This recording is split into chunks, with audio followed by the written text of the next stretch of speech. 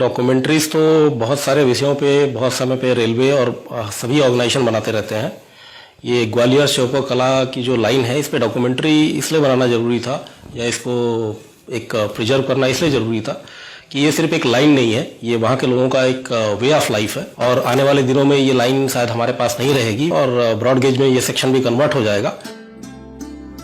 ग्वालियर से श्योपुर कलान चलती है एक छोटी ट्रेन, छोटी यानी कि सिर्फ 7 डिब्बों की और छोटी सी पटरी पर। ऐसी रेल शायद ही और कहीं देखी जाएगी जो 200 किलोमीटर छोटी पटरी पर और डिब्बों से चलती है।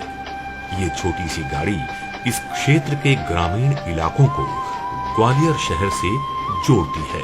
इस रूट पर प्रतिदिन ग्वालियर से श्योपुर कलान, ग्वालियर से सबलगढ़ और सबलगढ़ से श्योपुर कलान के बीच 8 गाड़ियां निरंतर चलाई जाती हैं।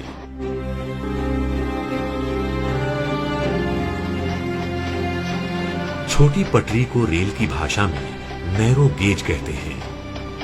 आम नैरो गेज की चौड़ाई 2.5 फीट होती है, जबकि इसकी चौड़ाई केवल 2 फीट। भारतीय रेल में पहाड़ों को छोड़कर मैदानों में 2 फीट की रेल सिर्फ यही है। छोटी रेल, इसका इंजन, इसके डिब्बे, पटरियां, ये सब आम नहीं है। तरक्की की राह पर जहां देश में ज्यादातर लाइनें ब्रॉड गेज में परिवर्तित हो चुकी हैं, नैरो गेज के डिब्बे और पटरियों को मेंटेन करना अपने आप में एक चुनौती है। इंजन और डिब्बों के स्पेयर्स के साथ साथ पटरियों की मेंटेनेंस भी एक बहुत बड़ी चुनौती है। अब कुछ ऐसा हो गया है कि इसके स्पेयर्स पार्ट्स मिलने बंद हो गए हैं और जो डीजल हम इसको यूज करते थे स्टीम इंजन से कन्वर्ट करके बाद में, वो भी अब मेंटेन करने में प्रॉब्लम होने लगी है। फिर भी रेल कर्मियों के लगातार परिश्रम और मनोबल से इस रूट पर दिन में 8 गाड़ियां चलाई जा रही हैं।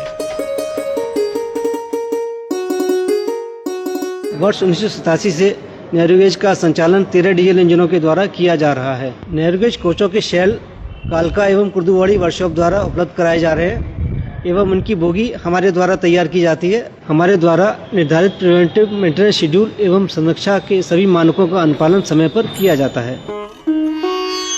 हर क्षेत्र की तरह यहाँ भी रेलवे की महिला कर्मचारियों का योगदान सराहनीय है। यहाँ पर गाड़ी में जो भी काम होता है कारपेंटरी का, उसे हम संभालते हैं। सनमाइका लगाना, साइडों में विंडो, खिड़कियाँ टूटी हुईयों को बदलना, गाड़ी के फुटबोर्ड चारों जो खराब होते हैं उन्हें सही करना, डोर हैंडल हैं उनको ठीक करना जो खराब होते हैं।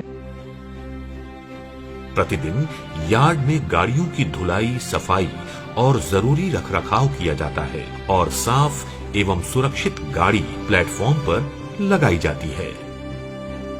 समय समय पर कोचों और इंजन की ओवरहॉलिंग ग्वालियर स्थित गैरेज एंड वैगन वर्कशॉप में किया जाता है। वीरान जंगलों से गुजरती हुई 200 किलोमीटर की पटरी को मेंटेन करना आसान काम नहीं है, पर रेलवे के ट्रैकमैन और अन्य कर्मचारी पूरी कर्मठता के साथ लगातार जुटे रहते हैं, जिसकी वजह से ट्रेन सुरक्षित बिना रुकावट के चलती है। ये चाबी अगर ढीली है तो इसमें गेज खराब होने का डर रहता है, इसलिए उसको इधर उधर से ठोकने पे गेज बराबर बना रहे, इसलिए टाइट की जाती है चाबियां।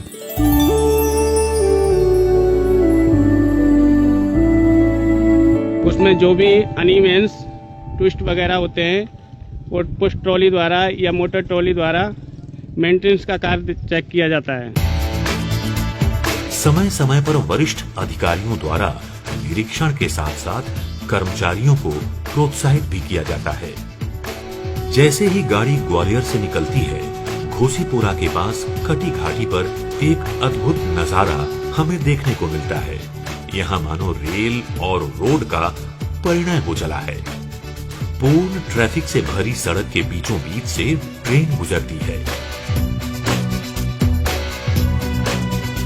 ट्रेन जैसे ही गुजरी, उसके पीछे मोटरसाइकिलें, कारें हॉर्न देते हुए निकलती हैं। ये एक ऐसा दृश्य है जो इस रूट के सिवा हमें और कहीं दिखाई नहीं देता।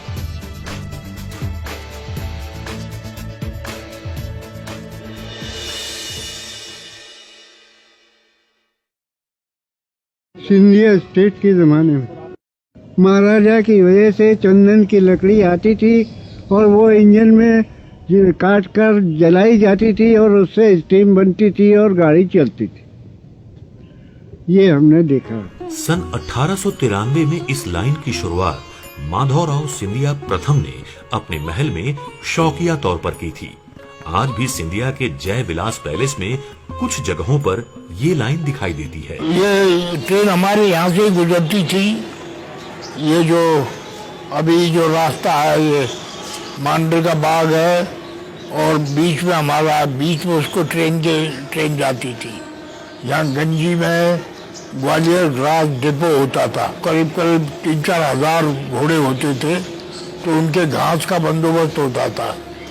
तो यहाँ से घास ले जाने के लिए ट्रेन कई बार यहाँ से आती थी और जाती थी। स्टेशन परिसर के बाहर स्टीम इंजन खड़ा हुआ है। वो इंजन के इतिहास ऐसा है कि उसको ग्वालियर की रियासत ने रेस में जीता था और वो इंजन जो है चंदन की लकड़ी और तेल से चलाया जाता था। शौकिया रेल धीरे धीरे जन सुविधा में परिवर्तित हो गई और 1909 तक ग्वालियर श्योपुर कलां 199 किलोमीटर, भिंड 83 किलोमीटर और शिवपुरी 118 किलोमीटर तक की लाइनें बनकर यातायात शुरू हो गई। इसे ग्वालियर लाइट रेलवे का नाम दिया गया और ग्वालियर के पदस्थ महाप्रबंधक इसका नेतृत्व करने लगे। सन 1942 में सिंधिया स्टेट रेलवे में और 1951 में ये लाइन मध्य रेलवे में मिल गई। सन 2003 में उत्तर मध्य रेलवे के गठन के बाद ये लाइन उत्तर मध्य रेलवे के झांसी मंडल में मिलाई गई। ये ट्रेन क्षेत्रीय लोगों में बहुत ही लोकप्रिय है। 8 सर्विसेज हमेशा खचाखच भरी हुई चलती है। इंजनों को सामान ले आए, ट्रैक्टर को आवे, मरीज दिखावे आवे ग्वालियर। हम चल रहे हैं 40 साल हुए करीबन।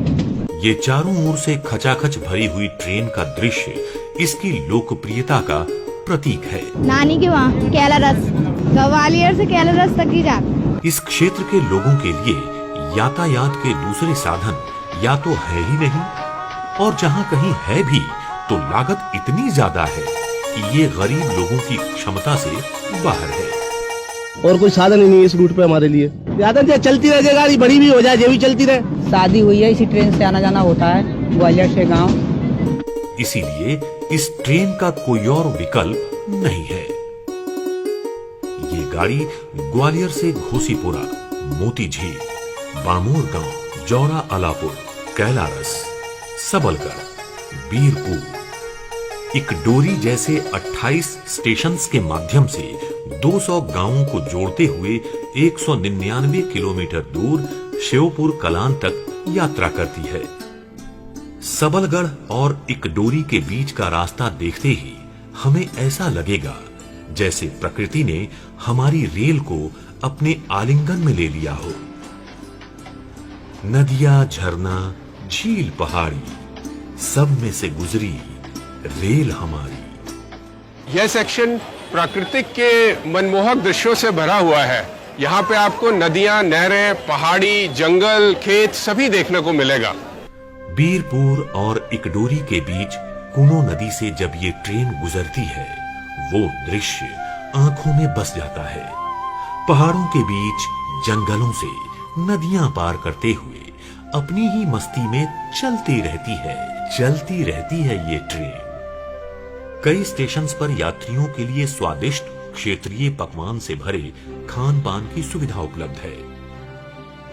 इस एरिया में आप लगभग 200 किलोमीटर सिर्फ 45 रुपए में कवर करते हैं। अगर हम नैरो गेज के सेक्शंस देखें, शिमला, कालका, दार्जिलिंग, अधिकतर टूरिस्ट सेक्शंस हैं, बट ये सेक्शन यहाँ के ग्रामीण वासियों का एक शुरू से ही इकोनॉमिक नर्व सेंटर रहा है।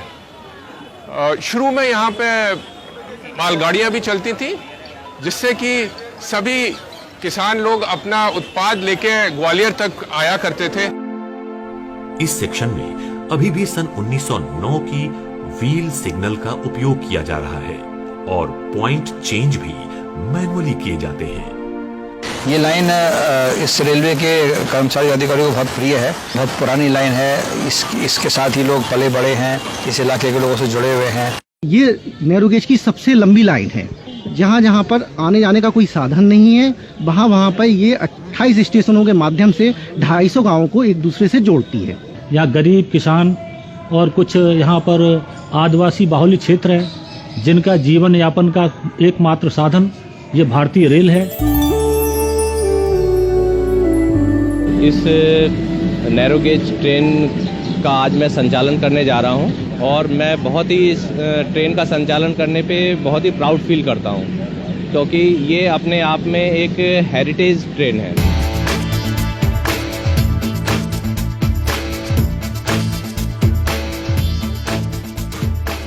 ये जो आप पीछे एक नैरो गेज का डिब्बा देख रहे हैं, ये एक 2 फीट यानी कि 610 मिलीमीटर की नैरो गेज लाइन का एक पुराना डिब्बा है। ये लाइन और ऐसी कई लाइनें सिंधिया घराने ने बनाई थी 1836 के आसपास, जब उन्होंने यहाँ अपना हेडक्वार्टर सेटअप किया था ग्वालियर में।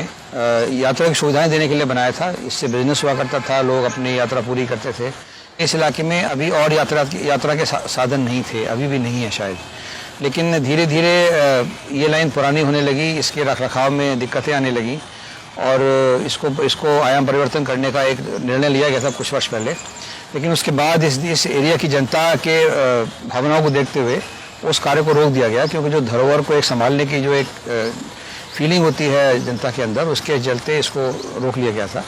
लेकिन अब ये जनता को भी लगने लगा कि अब वो दूरगामी क्षेत्रों से जुड़ नहीं पाते हैं, तो अब एक मांग उठी कि इसको आयाम परिवर्तन कर दिया जाए। इस कड़ी में इस लाइन का भी आयाम परिवर्तन अब स्वीकृत जो हो चुका था, उसका काम शुरू किया जाएगा और अगले 2-3 साल में हम इसको आयाम परिवर्तित कर देंगे। इसमें लोग ऐसा भी कर लेते हैं, जैसा आपने फिल्मों में देखा होगा कि चलती गाड़ी में चलते चलते गाड़ी पकड़ ली और फिर अगले स्टेशन पर उतर गए। आय से ज़्यादा नहीं होती थी क्योंकि ट्रैफिक बहुत नहीं था, लेकिन यही अकेली एक लाइन थी। सड़कें अभी रिसेंटली आई हैं, तो इसको हम लोग संभाल के रखते थे। प्लस इस एरिया की जनता को ये भी रिक्वायरमेंट है कि वो दूरगामी क्षेत्रों से बड़ी गेज की गाड़ियों से जुड़ें, जो लंबी दूरी गाड़ियाँ हैं, उनको उसमें परिवर्तन ना करना पड़े, अपना स्टेशन तक गाड़ी बदलनी ना पड़े। तो अब ये गेज कन्वर्ट होने के बाद ये ब्रॉड गेज हो जाएगी, तो इस इलाके से होकर और दूर लंबी दूरी गाड़ियाँ भी चलेंगी, माल गाड़ियाँ आया करेंगी। इस इलाके में इकोनॉमी ग्रो करेगी, इस इलाके में पैसेंजर अमेनिटीज़ आएंगी, बच्चों को पढ़ने की सुविधा मिलेगी, नए नए कारोबार यहाँ बढ़ेंगे, यहाँ के लोग दूर इलाकों में यात्रा कर पाएंगे सुविधा के साथ। तो इस कड़ी में अब इस लाइन का गेज कन्वर्शन सैंक्शन हो गया है, जो हम लोग जल्दी शुरू करने वाले हैं। हालांकि उन्नति की राह पर ये लाइन शीघ्र ही ब्रॉड गेज में परिवर्तित की जाएगी। इसकी यादें इस क्षेत्र के लोगों से हमेशा जुड़ी रहेंगी और आने वाली पीढ़ियों के लिए धरोहर के रूप में रहेगी। इस रेल के प्रति लोगों की भावना को इस सज्जन ने बखूबी व्यक्त किया है। इस ट्रेन के अलावा और कोई साधन नहीं है, जो भी कुछ है ये ट्रेन ही है, और गरीबों की तो मात्र एक सहारा है। अगर ये नहीं है तो कुछ भी नहीं है। मोटर में लगते हैं 250 रुपये, उसमें लगते हैं ग्वालियर के केवल 30-40 रुपये। इससे अच्छी सुविधा कहाँ मिलेगी साहब? बड़ी चलेगी जब चलेगी, इसे तो चलने दो, ये जिंदगी है साहब।